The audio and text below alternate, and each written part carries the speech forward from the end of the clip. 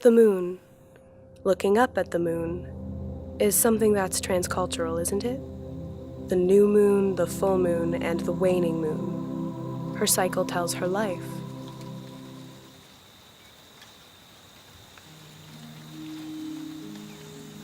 Long, long ago, an old man going to the bamboo forest. One afternoon, he saw a bamboo that was glowing. It was drawn to it, and he cut the bamboo, and he saw a beautiful little girl inside the bamboo. He took her home and raised her as his own. He named her Kaguya, which means glowing or glittering. And a few years went by as she grew into a beautiful young lady. Her father got very worried because she looked so sad on the full moon of every month. He asked her what was the matter, and she finally confessed to him that she is from the metropolis of the moon, and as a punishment, she has come to Earth. On the 15th of August, when the moon is the brightest and most beautiful, she's forgiven now. She must go back to the moon, and she was very sad because she loved her parents on Earth. You know, when you love something, you have to be responsible. So the 15th of August came. The emperor sent 2,000 troops just to guard their house. And they saw a beautiful beam coming down from the moon. And these maidens and men dressed in most beautiful floating cloak came down. And all the troops were ready to scare them away. But when they saw these divine beings, they stopped fighting. Nobody wanted to fight. They were filled with love. They found the princess. They changed her clothes from the earthly kimono into the heavenly cloak. She waved goodbye as she was crying, and they took her up into the moon again.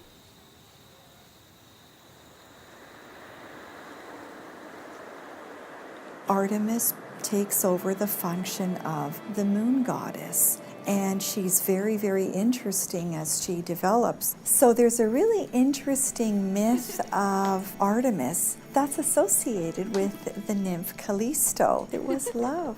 And in this particular story, Zeus looks down and sees Callisto and decides that he wants to be with Callisto. And he actually transforms himself to look like Artemis. He goes into this beautiful pool in the middle of the woods where they like to hang out, and he makes love with Callisto. Artemis doesn't know anything about this. Callisto, of course, poor thing, thought that it was Artemis. While she's bathing with Artemis, Artemis then notices that she is pregnant, and she gets very, very angry. And even though Zeus comes down to tell her the truth, that he was responsible essentially for changing himself in to look like her, she's still angry about it.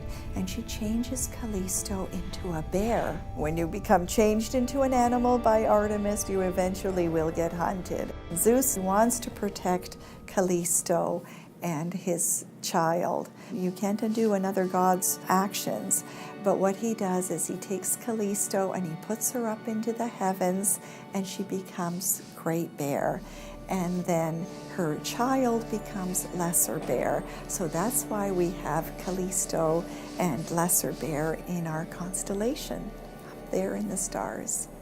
So Artemis is punished insofar as she loses her forever. For that moment of anger that she has, she then loses Callisto forever.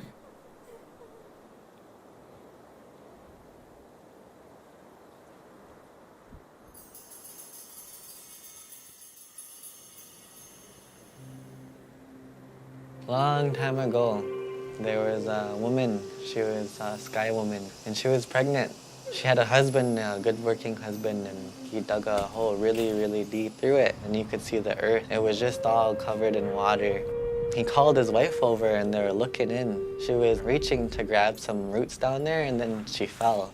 There was these birds. They seen her falling. They came, they got her, and she landed on one of the birds' backs. They seen a turtle, so they went down to the turtle, and they gently placed her on top of the turtle's back. She still was pregnant. So she said, "Oh no, I don't have my husband. What should I do?" these water animals. They asked her, what can we do to help? Well, she told them that if it was okay with the turtle, she could make an island, have her baby. She dug a hole, and then she planted the roots that she grabbed as she was falling down. It started to turn into an island, and then she gave birth to this beautiful girl.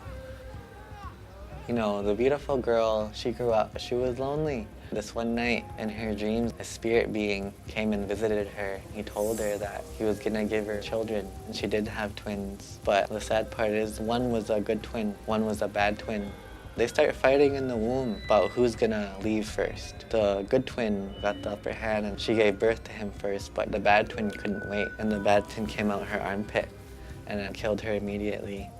Her grandmother took care of those boys. They grew up and they were powerful beings.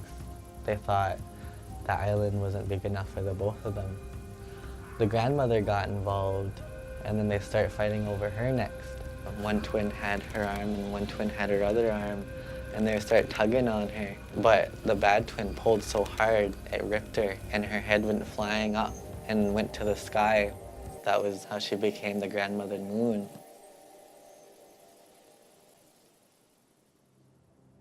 Not everyone has seen a lotus flower. Not everyone has seen a mountain or a desert or an ocean. Yet we still share mutual experiences. The moon's spirit is compassionate, strong, capable of making mistakes, and, of course, powerful. Humans, us as people, are trying to answer the same questions. And the reason why the moon has her spirit is because humanity gives it to her.